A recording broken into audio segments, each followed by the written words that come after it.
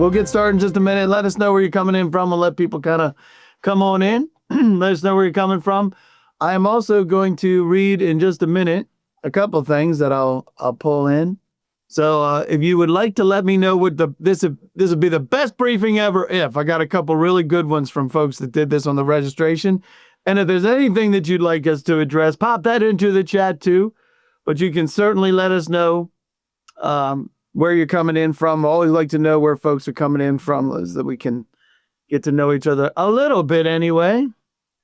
So let us know. I got some really good ones that I'm going to read for everybody. But we'll let people get here in just a minute. We got 21 folks so far, which is great. Welcome, welcome, welcome, everybody.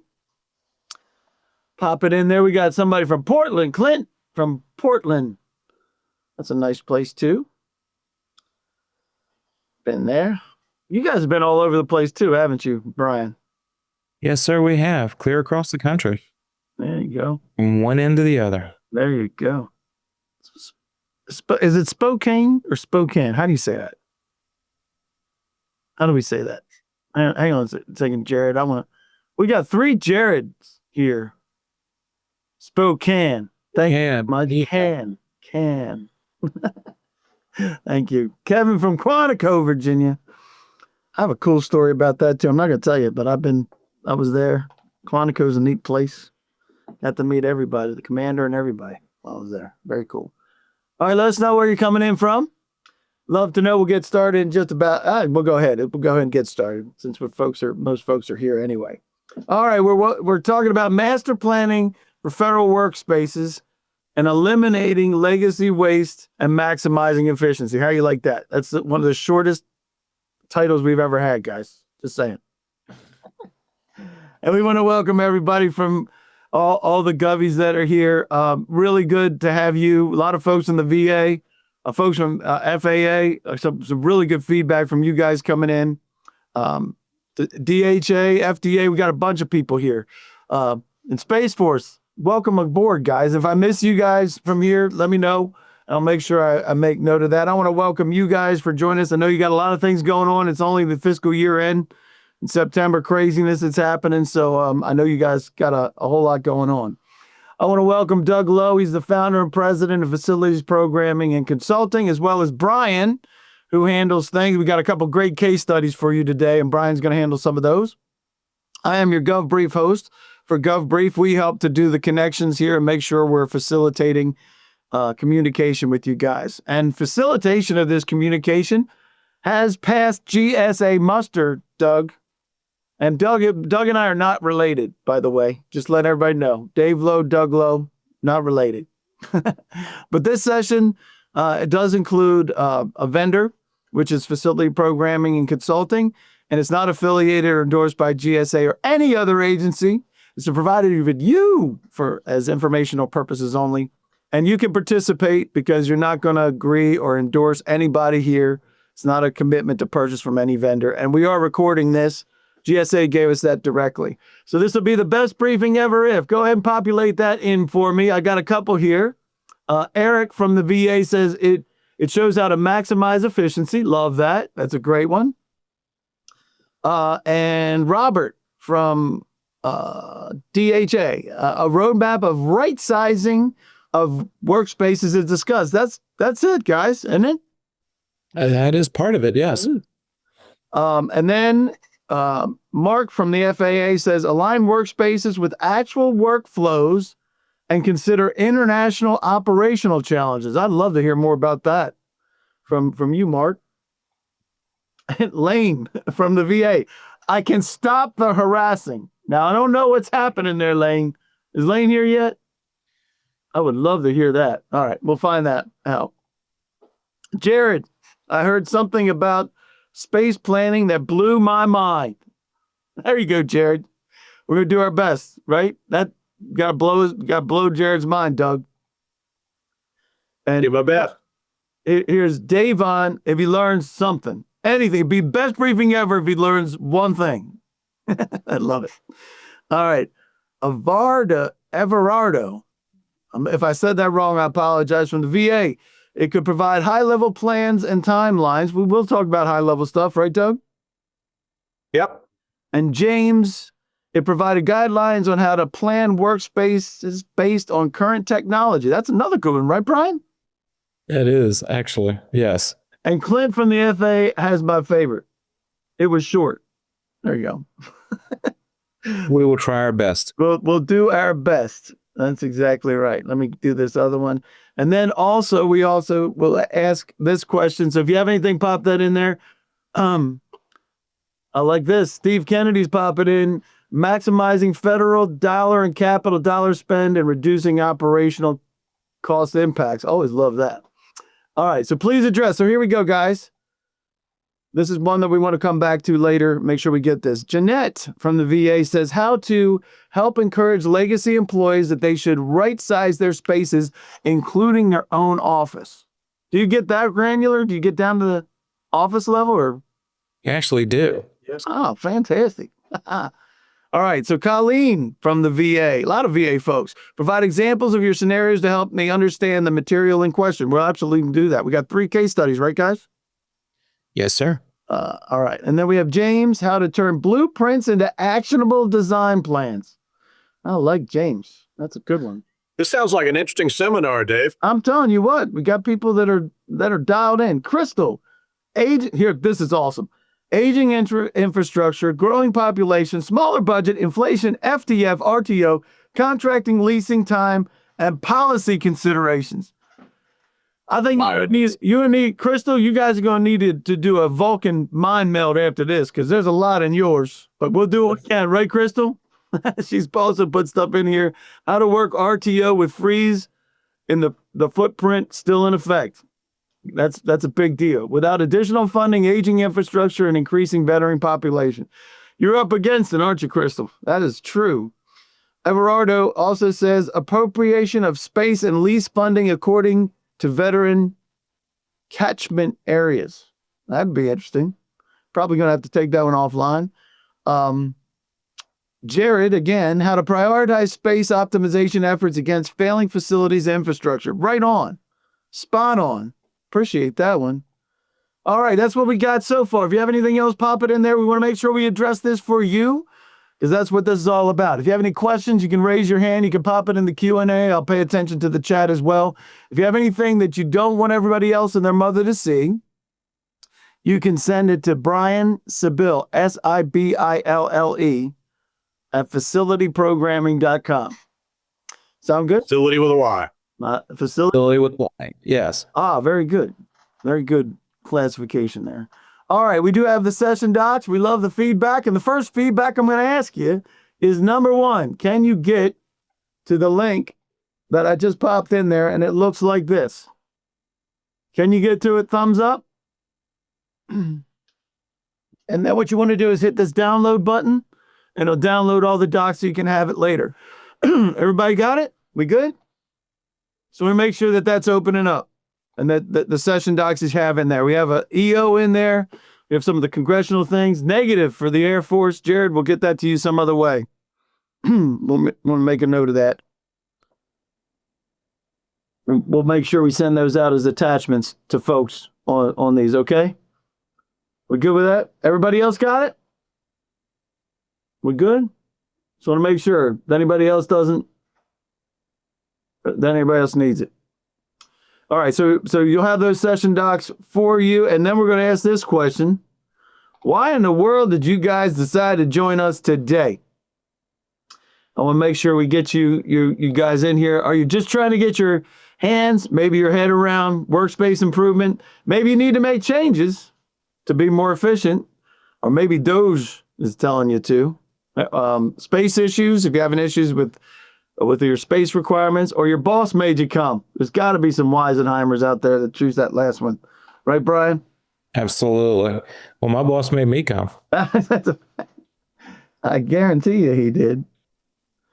All right. So, and with that, let's talk about what we're going to be talking about today. We did welcome and introductions for everybody. We got that one out of the way.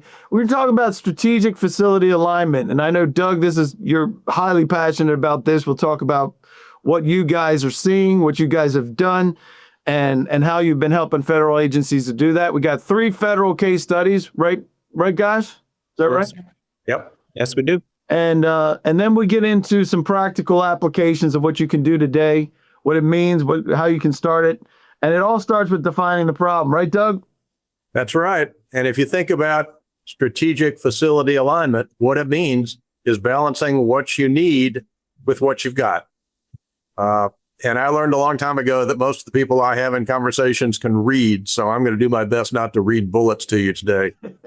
But one of the people talked about operating costs. So we're just going to latch onto that for an introduction. Yep. Everybody knows that for the most part, labor is your number one cost of operations, and facilities comes in at number two. So having an understanding and a grasp on how you should be using facilities falls directly to the bottom line. So let's move on. Yeah, we'll get you guys out of here on time for your next meeting today, because we know you guys got a lot of things to do. So I'm going to introduce again, Doug Lowe is the founder, right, of Facility Programming Consulting. Tell us how you got started and why you do what you do. Well, programming is one of those words that means different things depending which discipline you're in. And in the world of facilities, it simply means figuring out what you need to do before you try to do it. I sometimes describe it as writing a recipe for anything that you need related to buildings or campuses or facilities. And that's our specialty. We're an architectural firm by training and education, been in business for 33 years, but we don't design anything. We are in the problem definition business. We help our clients make evidence-based decisions. We use data, and we come up with a strategic roadmap. I heard that talked about earlier. And it's not always just about office space. Now, that's a big one, and a lot of people are focused on that, but it goes much beyond that. And I think the case studies will show you how facilities can be spelled with a capital F and cover a lot of ground. I love it. Fantastic. Now, you've been doing this for a while. Tell us a little bit about some of the projects you've worked on, 1,200 plus. Well, we have worked all over the government. I like to say that we have been on more military bases than the Secretary of Defense. Lots of federal installations. You can see the numbers there. We worked internationally. We also have a big practice in higher education. And I've once told my wife when she asked me, what do I do? I said, well, we can look at future population expansion and convert that into the number of classrooms that a community college needs. So it's that sort of understanding using data to make good facility decisions. Love it. And we're going to be talking about these case studies today. We've picked out 3 today because we think they paint a pretty broad picture of how the word facilities can be interpreted. One for the Weather Service, one for the National Ocean Service, and then one for a small federal agency called National Marine Sanctuaries. Pretty interesting groups. That's a wild one. I love talking about that one, so I can't wait for people to kind of get that one. Hear how you guys help with that. So how does everything start? All right. You start with a problem, and everybody is going to have a separate view of the problem. It's like, how do you, if you blindfold someone and you have them feel an elephant, they're all going to describe it differently. These are just some of the things. People coming back to work after years of empty space. Some people have not enough space. Some people, most people are going to say that their facilities were designed in the last century, and their mission is evolving, well past 2025 and into the future. So there's a big disconnect there in terms of what was originally planned and what you're trying to make it do. One of the big issues or the takeaways from that is collaboration. Work today is not individualized. I don't sit behind my desk in my office doing my tasks all day long. And I don't think you guys do either. You're either in the field, you're working with others, you're interacting, you're solving problems, but it's not always an individual task like it used to be. The problem is that workspaces are usually designed to be individual. So one of the big issues is finding places and ways for collaboration and team problem solving. Could not agree more. All right, let's find out from what's happening with them. Which ones do you have? You can pick as many as you want. You can even make up your own. At the bottom, you can choose in the comments. You can make up your own. But empty desks, not enough desks. Facilities designed last century. We got folks here from the Space Force that didn't even exist. And they're using facilities somewhere, somehow, right? That were designed for another agency. That's exactly right. And then not functional to your mission. That we've heard a lot about those, right? Right, Doug? Yes. Yep.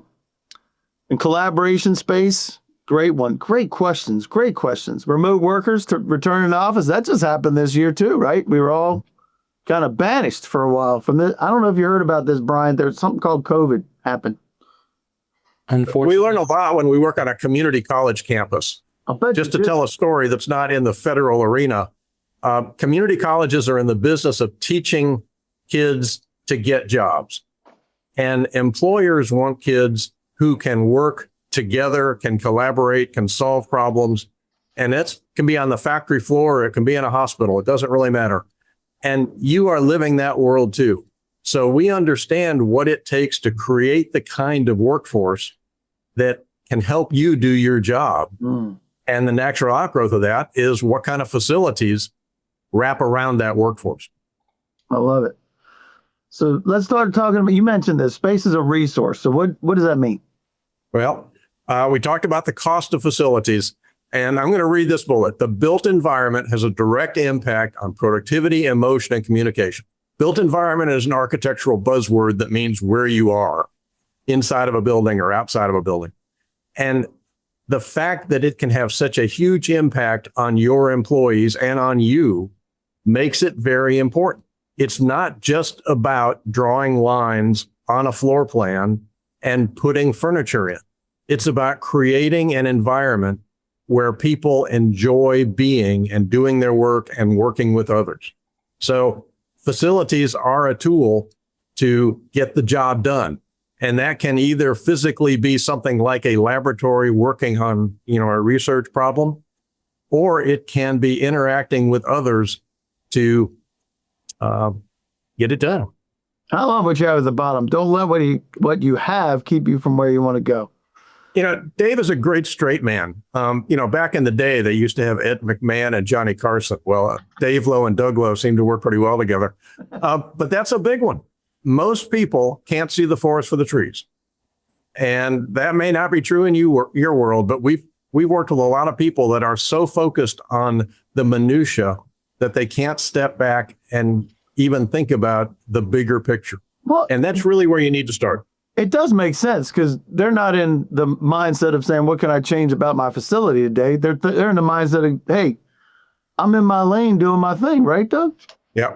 And you're working full time on it. So, you don't really have time to do this. So it's a forced effort. And I'm here to tell you, it's not rocket science. You just need a few tricks to get started. Love it. Going to do the tricks in a minute. I promise. There's your teaser, everybody. Going to do the tricks. You can read these bullets. These are good things, but that's what facilities can be as a well-designed tool or a well-thought-through tool to do what you need to do. It doesn't have to be expensive.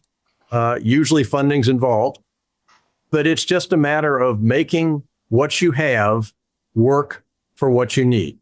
And that will have an immediate impact on satisfaction, and it will set you up for success. I love it.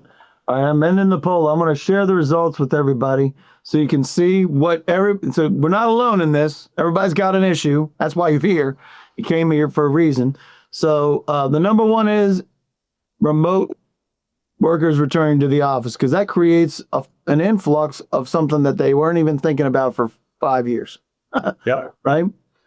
And then we talk about mission and not enough desks. So those two things, those are the two, right? And you were mentioning about folks not thinking about their facilities because they're going after the agency's mission, right? Right. Love it. And then let me do this real quick. I'm going to view the details here. I'm going to say for the ones, for the love of Mary, come on, Zoom, help me out.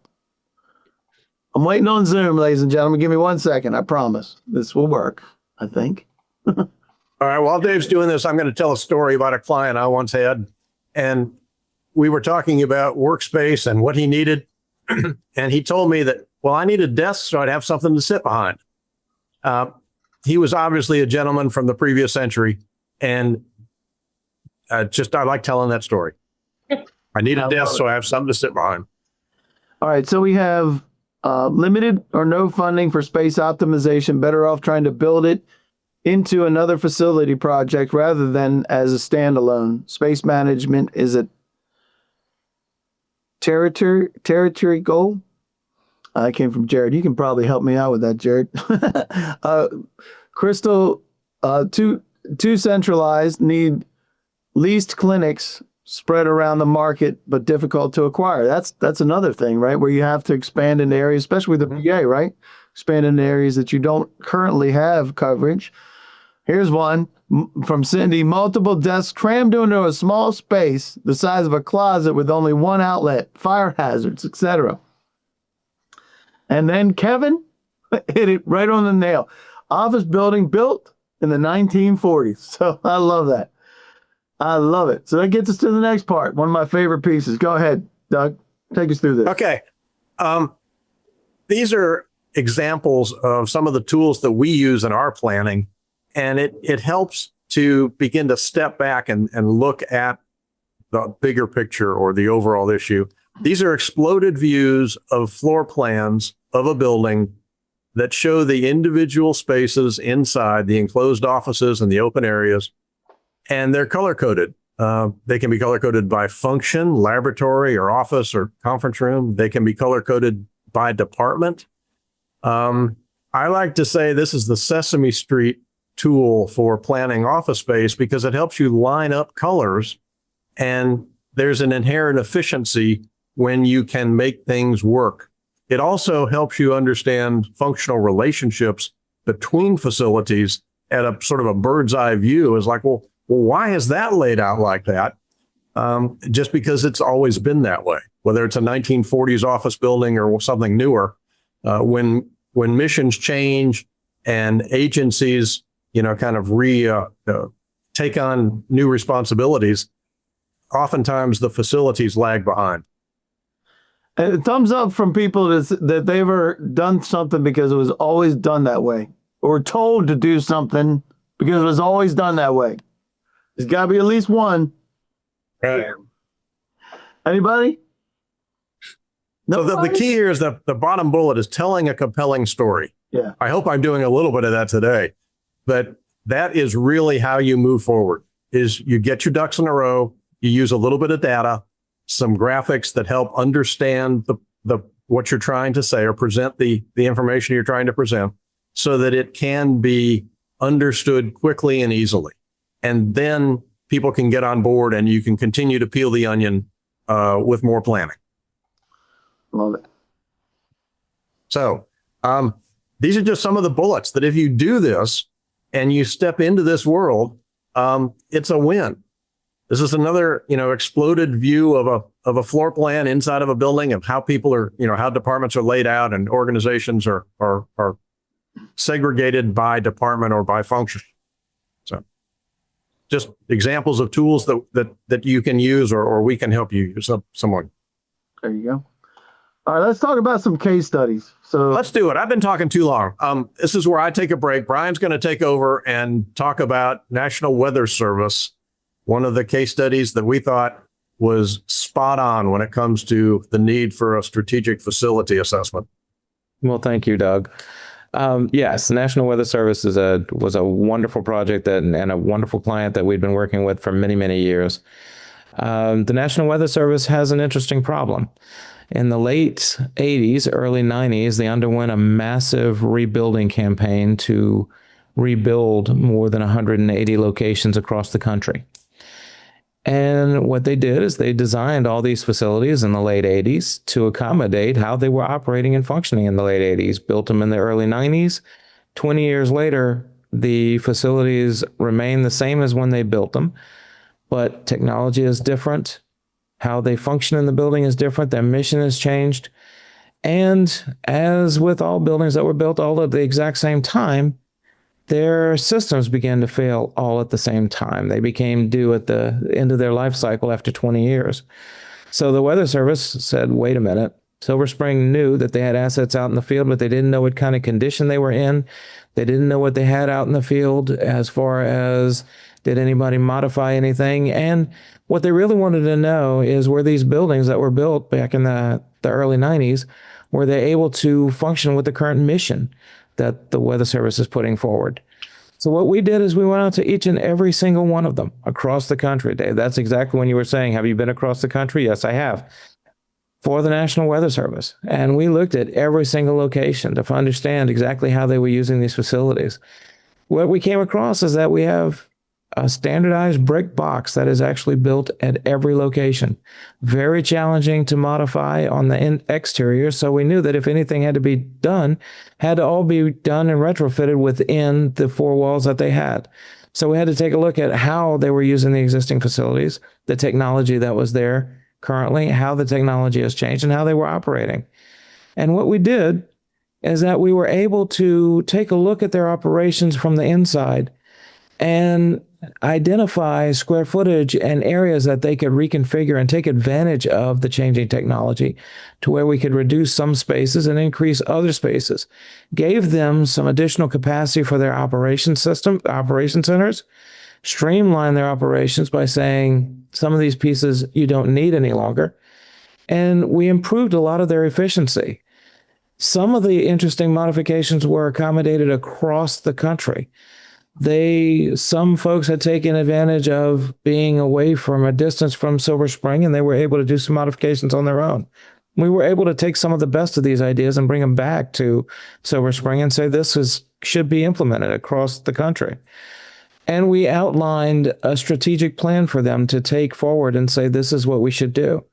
We wrote the books, put the information together, gave them a roadmap to how they could function better, how they could modify the existing facilities. They took it up to the hill and actually got funding, and they're beginning to implement them as we're going forward. So it's actually being put in place now. A lot of the changes that we've actually identified. So that's how we were able to have helped the National Weather Service. I know that is a very broad brush and a very high level to talk about these facilities and what we did. But someone in the statement said that we wanted to make it short. So I'm just trying to give you a little bit of an overview of what's going on with these facilities. Love it. So I think there's a lot of folks, especially buildings that are built in 1940s, there are restrictions. You guys just can't move things like you know. Well, that's actually, Dave, that's kind of leading into the second case study, if you won't go to that one, because the National Oceanic Service came to us and said, hey, you're helping the Weather Service. Can you help us too? They all fell under the NOAA umbrella. And so they said, we have a lot of our legacy facilities, some built in the 1930s that are currently trying to operate modern research out of buildings that were never built to accommodate that. Also, they're all built in hazardous areas. They're all built on coastlines where there's rising sea levels, or they have inclement weather that they have to deal with. So what we did is we took a look at all their facilities and identified on the existing facilities where they could modernize some of their existing facilities, which one should be upgraded, which one should be decommissioned. Some should be just plain removed and disposed of. And we showed them where, look, some of your older facilities in the 1930s, while they're beautiful and wonderful facilities, maybe they need to have lower functions in there. And we moved the higher needed functions into other buildings that had a little bit more security to them, security weather-wise and technology, and to actually prioritize those improvements to get a lot better capacity and capabilities in the facilities. We looked at each of their sites. It wasn't just individual buildings. It was actually campuses, to give them a complete overview of what they should be doing on their campuses and how they could be using their buildings better. It's a different approach when they are basically, a lot of the folks that are working there inherited what they had. And it's that common story. Well, we've always been using these facilities this way because that's what we were told to do. We took a different approach and said, okay, what happens if you start from scratch? Mm. And let's look at all the buildings and how they're using them. And what we did is we gave them we prepared a plan of action for them against the failures from weather-related incidents, but also talked about mission criticality and how we can ensure that their missions would continue in special cases when disasters occurred. We wrote this report up, also sent it up to the Hill, and they actually were getting funding to put some of these pieces in place. So there's a little bit of movement there, and some of the changes that are happening as they were going, as time goes by, hopefully we'll have a lot more of the improvements in place. And different agencies get funded different ways, but in this instance, you're still doing the support, and you have to show how you're meeting the EO for DOGE. You're talking about other funding challenges that folks are having because of Exactly. any number of reasons, right? And in these two cases, actually, before DOGE even came about, when we were looking at the National Weather Service, we were able to identify how they could actually use their facilities more effectively, garner more seats in the spaces without actually moving any exterior walls. It was just movement of interior partitions. Mm-hmm. And it was relatively easy for them to do. Some had already started to do it. When they looked at what the ideas were, we were pointing the walls and say, okay, well, if we move this over a little bit, you can put more spaces in there. Good idea. Next thing you know, hammers start coming out. Well, that's not what we advised, but that's what was happening. So yes, we have started, I guess we started looking at efficiencies before DOGE even started. But that also comes into the third case study, which is actually the sanctuaries, which was part of, sanctuaries is also part of NOAA. And that one carried forward with what we were doing for the Weather Service and NOS. And Doug actually worked on these. So go ahead, Doug. There was a lot of talk earlier on in our hour today about technology and how technology impacts the workplace. And this case study really points that, or brings that up to a T. The marine sanctuaries are underwater. They're offshore in our oceans and Great Lakes. And the facilities are, of course, onshore. And the mission is the research and protection and education of these very valuable, waterside facility or assets. So the strategic alignment of the facilities for marine sanctuaries had to do with things that you couldn't touch. In the past, there was a lot of paper-based examples, posters hanging on the wall, for example, trying to educate or examine. Well, the facilities alignment here took technology and said, how do we take these assets and create an immersive experience so that when people are in our facilities, they feel like they are actually experiencing a marine sanctuary. And these were all over the country. So it was a different solution at each location, but there was a consistency in terms of how do we make the staff feel like they are working in these assets, even though they're underwater? And how do we make our visitors and the people we're trying to educate, to people trying to outreach to, feel like they are a part of the experience as well? Next one. So in addition, for marine sanctuaries, in addition to the physical problems of desks and chairs and places to do work, there was also the need or the opportunity to say, let's use technology. Let's just not have a Zoom call. Let's figure out how we can make people feel like they are inside or visiting a marine sanctuary.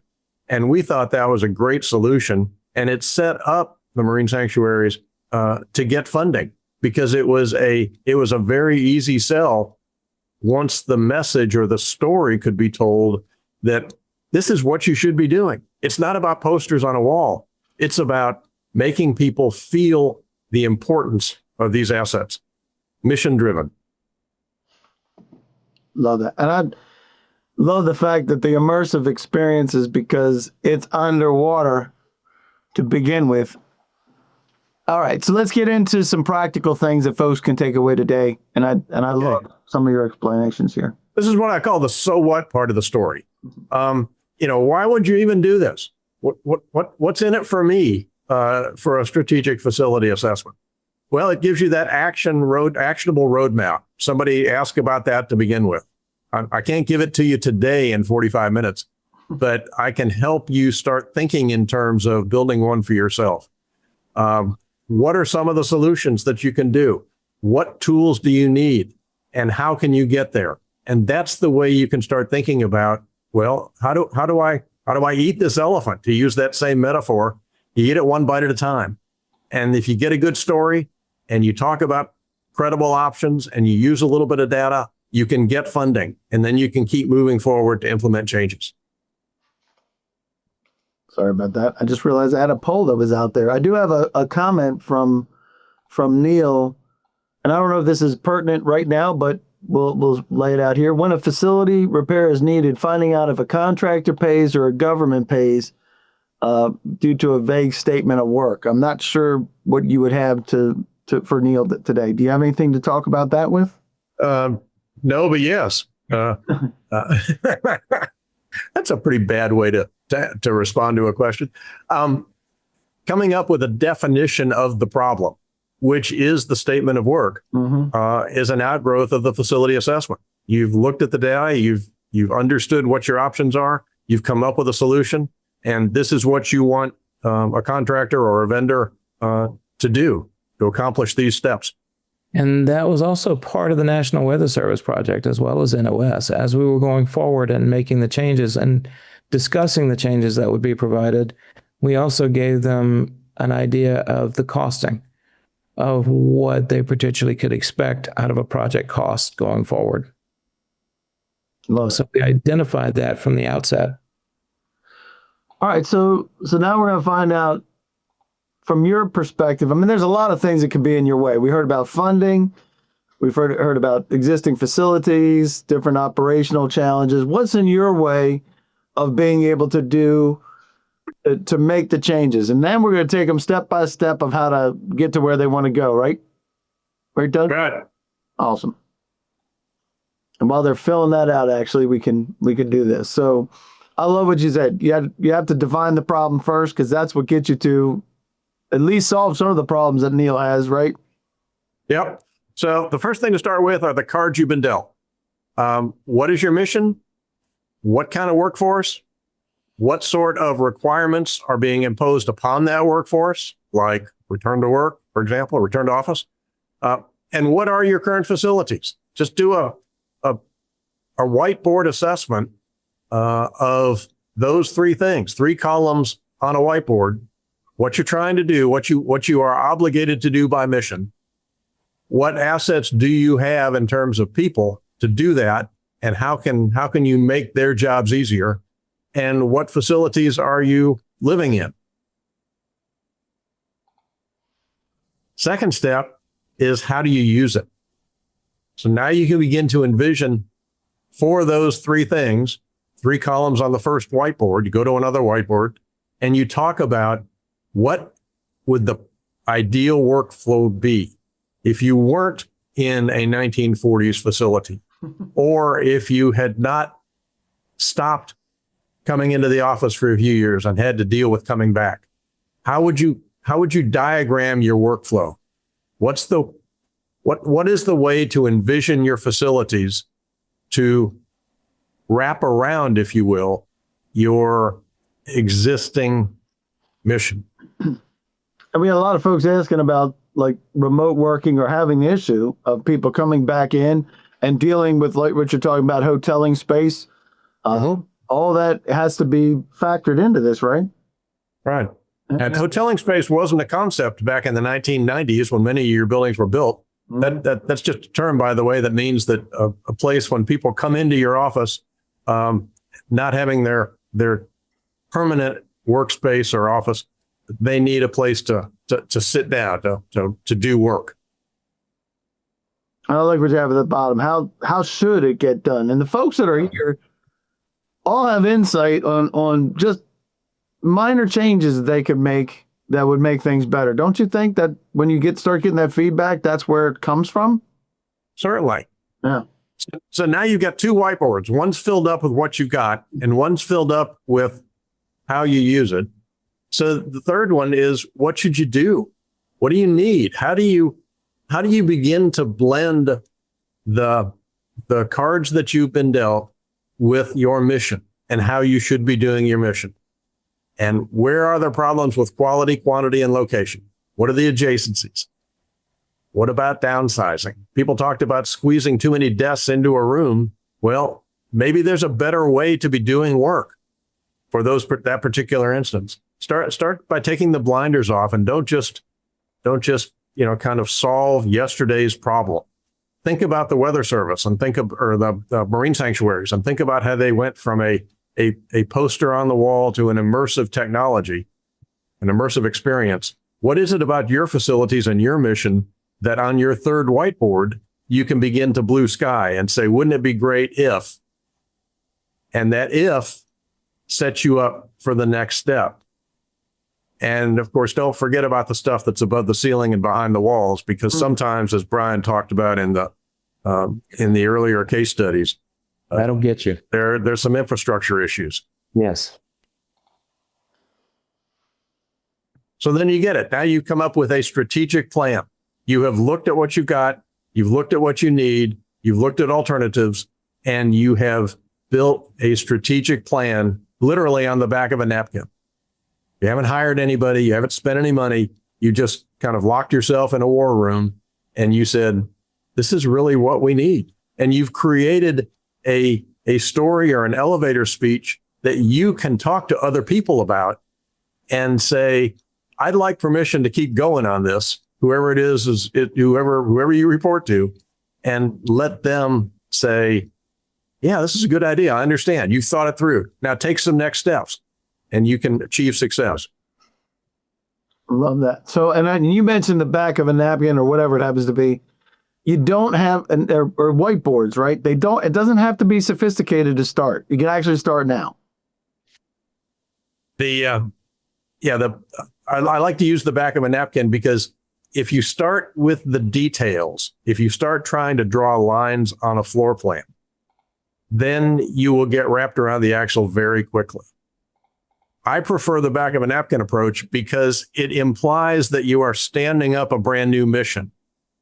There's a great story from the 1960s when Southwest Airlines was just getting started.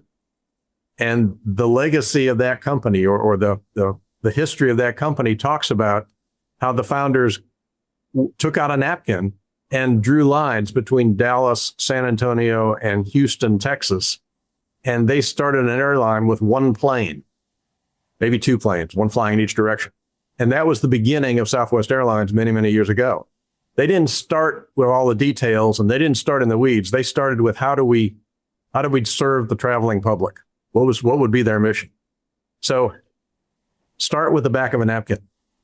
Yes, and some of the other things that you guys have to deal with, and some of you are probably going to face some of these problems. Doug had mentioned starting with the back of a napkin and start to identify what your needs actually are. One of the things that we found, especially with the Weather Service, when we started that project, we engaged as many people as we possibly could.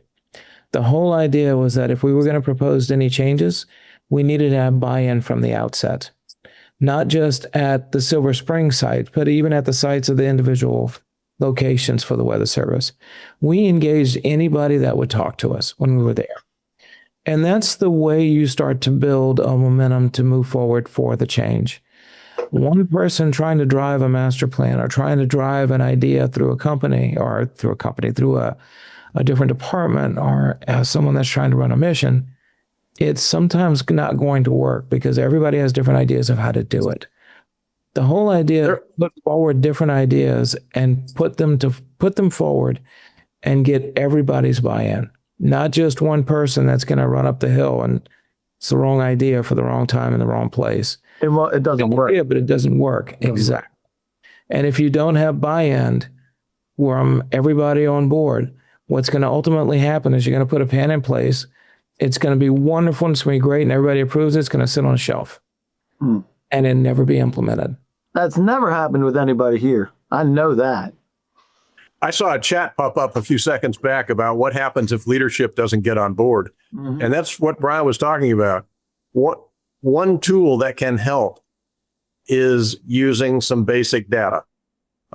Exactly. People will argue with you about your opinion, but they're less likely to argue about well-substantiated data. And if you can make it an evidence-based story, that's helpful. Maybe that's, you have, 5 people working in a room at 25 square feet per employee, and the government standard is, 3 times that, or whatever it is. Use data as your friend. Yep, that's great, Crystal. Great question. And then when the data is completely ignored because that's not how they feel, that's part of the issue. Is that buy-in? Getting buy-in from people is not easy, right, guys? Absolutely. It is not easy. Yeah. Getting them to share what they feel is it's kind of psychology 101. People like to talk about what's important to them. So find out what is important to them, and then you use that to work the plan. Yeah, it's also critical from the outset to take all the problems that you have and put it on the table so that everybody gets to deal with them, not just one person. And then everybody gets to be able to see them too, right? If everybody sees everybody's different perspectives, then you can start to build a consensus of kind of, hey, these are prioritized. You mentioned that in another slide is prioritizing those things to say, hey, this is a big issue. Yeah. And helping people see is very important. We put up some graphics earlier about exploded views of buildings and color coding, and that's not necessary. You can do it literally. I keep repeating back of a napkin and a marker, but I once had a client who took a piece of paper and a magic marker and literally drew out, almost in a kindergarten style, his vision for the kind of campus he was trying to create for his agency. And that diagram, as simplistic and childlike as it was so easy to grasp. And it made it all the way through the final presentation. So don't be afraid that it has to be perfect. Neatness does not count when you're trying to convey an idea or build something from scratch or make an improvement. There's plenty of time for computer-generated graphics. What you need to start with is a concept. And, you can all, Google how many concept drawings and how many products have started in history based on just little thumbnail sketches. Yep. And we got some questions coming in. We're going to get to those. Love everything you just said and the ability to bring people through the process from just sitting down. And I love it. Back up just a little bit, just a little. Come out of the lane just a little bit, back up and say, I would like to do this, and this would keep me happier at my workspace. Isn't that a great place to start, Doug? Yes. Happiness is a good thing. We will. All right. So I'm going to get back to the questions in just a minute. We do want to say, hey, what would you like to do? The whiteboards and napkins situation, top thing. If you'd like to just go through that drill, the on-site reviews, you guys can do that. You can create that. It's very effective. Try that. You can try the next steps doing that.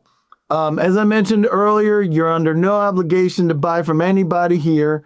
If you like to, though, these guys have a GSA contract, and there was a question that came in, the changes in the FAR. We didn't get into a whole lot of the FAR, but a lot of things are pulling back into GSA for control. Certainly from facilities, that's been a big deal. VA and GSA are the two grand poobahs when it comes to facilities. But there's information here you can get from that. You'll get a recap email. It'll be coming soon. Somebody asked for that, and I put that into the Q&A. I think who was that? That was Priscilla asked that question. The presentation is being recorded. You can grab the docs from the link that I have right there, provided you're not from the Air Force right now. We'll get those to you as well. If you can't get to those docs, please let me know. We'll make sure we get those as attachments to you so you can have those as takeaways.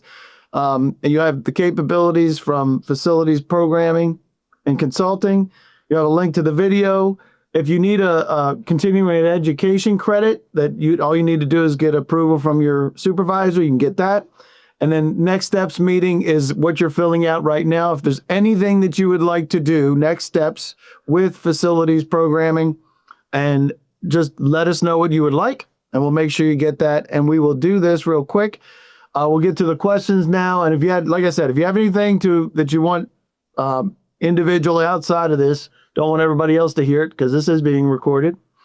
Shay is saying, regarding data, how long did the 3 case studies take to implement from planning to build out?